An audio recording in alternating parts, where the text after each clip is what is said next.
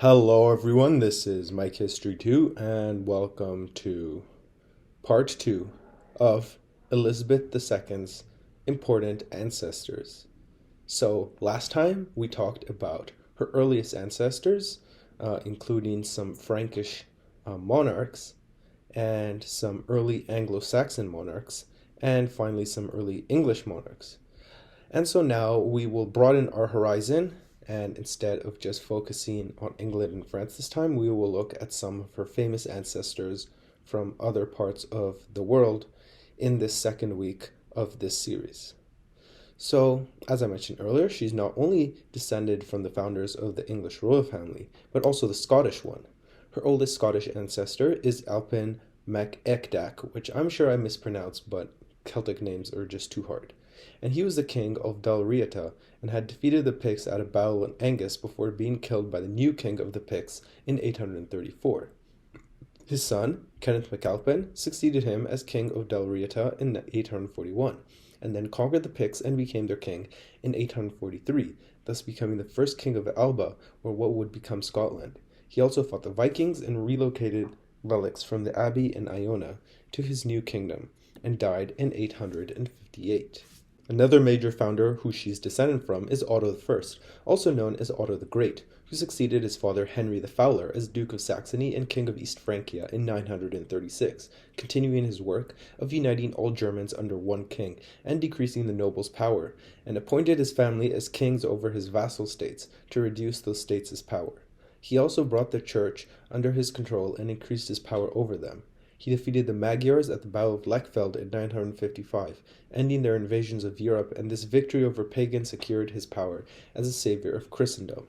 In 961 he conquered and became king of Italy, and just like Charlemagne used this to be crowned as Holy Roman Emperor in 962 by the Pope, recreating the empire that would last over 8 centuries. Also, just like Charlemagne, he created a renaissance of art and architecture. However, he had to deal with struggles with the Pope over power and getting the Eastern Romans to recognize him as emperor, returning to Germany in 972 and dying the next year. Another famous Holy Roman Emperor is Henry IV, who had one of the craziest reigns ever. He succeeded Conrad I as Duke of Bavaria in 1052, and succeeded his father Henry III as King of Germany and as King of Italy and Burgundy 2 years later, when he died.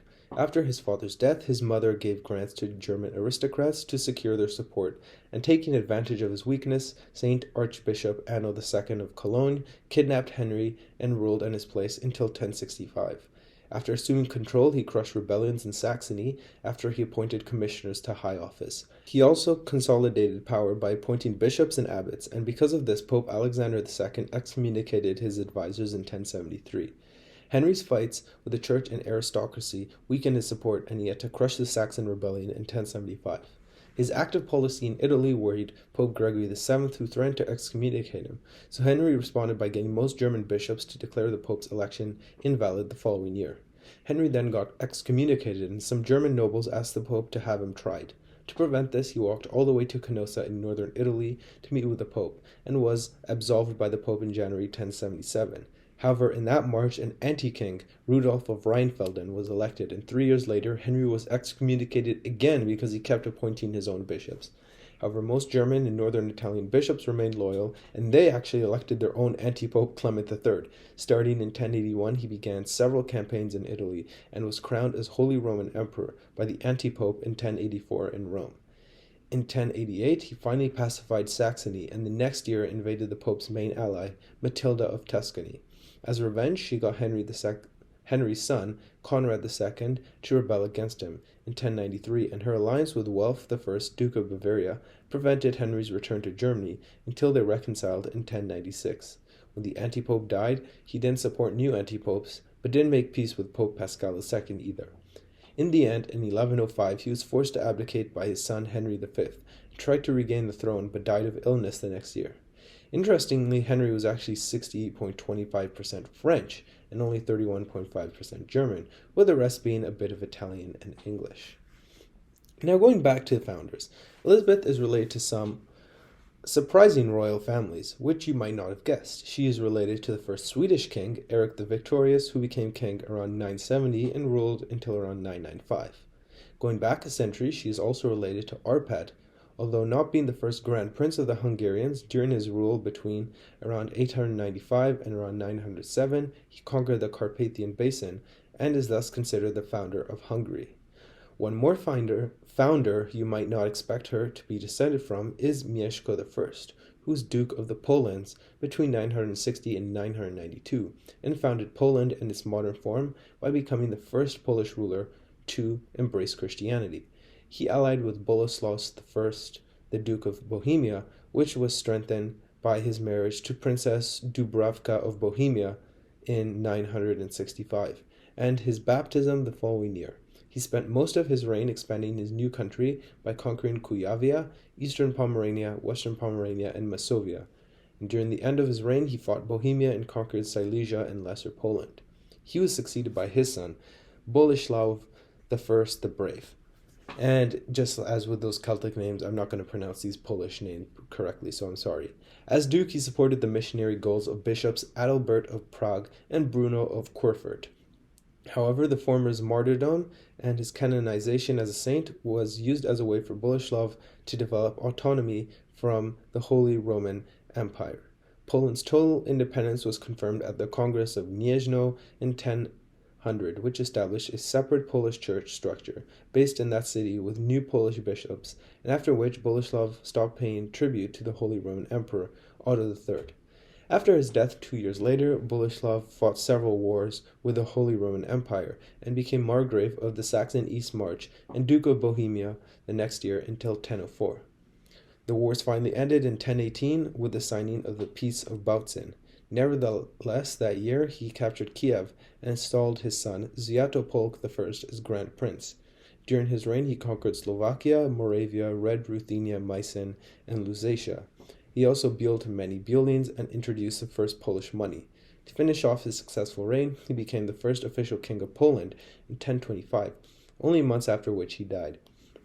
As stated before, due to his father he was half Polish, but from his mother was 31.25% Czech, 12.5% German, and 6.25% Sorb. Nevertheless, if you think Poland is far away from the United Kingdom, probably her most geographically distant important ancestor was Alexios I Komnenos, who was Eastern Roman Emperor from 1081 to 1118. Now pay attention, because during that period is when the First Crusade happened, and indeed he was the emperor who let the Crusaders through. But you didn't know that he was related to a current queen of Britain. Nevertheless, his other important achievements include restoring the Eastern Roman military and economy and reconquering large areas of the empire in what is known as the Komnenian Restoration. Now, another faraway founder who Elizabeth is related to is Rurik, a Viking chieftain of the Rus people who was invited to become ruler of Ladoga in Novgorod in 862, which would eventually become the Kievan Rus. After his death in 879, his territory would eventually become Russia, so he is considered the first Russian ruler. Although he was a Viking, since I couldn't find anything about his ancestry and he lived 34 generations before Elizabeth, I just put him as ethnically Russian, kind of the same way I put Rollo as French. Now, his great-grandson was Vladimir the Great, who became Prince of Novgorod in 969. No, not that Vladimir, this one. 3 years later, his father, Sviatoslav I of Kiev, died, and in 976 he fled to Scandinavia after his brother Yaropolk I of Kiev murdered his older brother, Oleg of Drilinia, and conquered Kievan Rus. In Sweden, with the help of his Norwegian relative, Hakon Sigurdsson, the Jarl of Fladir, he assembled a Viking army and reconquered Novgorod from Yaropolk, and succeeded him as Grand Prince of Kiev in 980. He consolidated the country against Bulgarian, Baltic, and Eastern raiders, and converted to Christianity in 988, creating Russia as we know it, and dying in 1015. After his death in 1015, he was succeeded by Sviatopolk I, the one installed by Boleslaw I of Poland. 4 years later, he was overthrown by his brother, Yaroslav the Wise, as Grand Prince of Kiev, who had already been Prince of Novgorod since 1010, with the support of the Novgorodians and their Viking allies. It was under his reign that Kievan Rus reached its peak of culture and power, and he died in 1054.